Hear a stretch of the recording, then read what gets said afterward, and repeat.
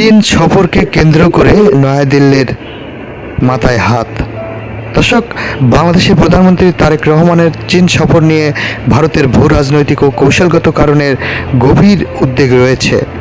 বিশেষ করে ভারতের শিলিগুড়ি করিডোর ও মংলা বন্দরের কাছাকাছি চীনের ক্রমবর্ধমান উপস্থিতি, তিস্তা প্রকল্প নিয়ে আলোচনা এবং 14টিরও বেশি দ্বিপাক্ষিক চুক্তি ও সমঝোতা স্বাক্ষর নয়াদিল্লির মাথাব্যথার এখন বর্তমানে কারণ হয়ে দাঁড়িয়েছে।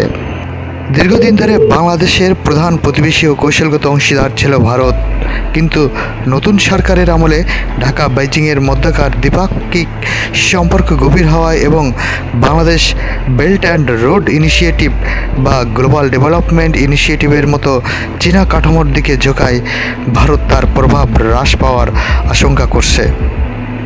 তিস্তা নদী ব্যবস্থা ও উন্নয়ন প্রকল্প নিয়ে বাংলাদেশ ও চীনের মধ্যকার আলোচনা অগ্রগতি রয়েছে, যা ভারতের কৌশলগত নিরাপত্তার জন্য স্পর্শকাতর বলে বিবেচনা করা হয়। চীন দক্ষিণ এশিয়ার নিজেদের অর্থনৈতিক ও অবকাঠামোগত বিনিয়োগ বৃদ্ধি করছে, যা ভারত তার নিজস্ব আঙ্গিনায় আধিপত্যের জন্য হুমকি মনে করছে। অন্যদিকে বেইজিং ভারতের উদ্বেগকে দাদাগিরি মানসিকতা হিসেবে আখ্যায়িত করছে। চীনের রাষ্ট্রীয় সংবাদ মাধ্যম ও বিশ্লেষকদের মতে বাংলাদেশ ও চীনের সম্পর্ক কোনো তৃতীয় পক্ষের বিরুদ্ধে নয় এবং এটিকে নিছক ভূরাজনৈতিক প্রতিযোগিতার দৃষ্টিতে দেখা উচিত নয়।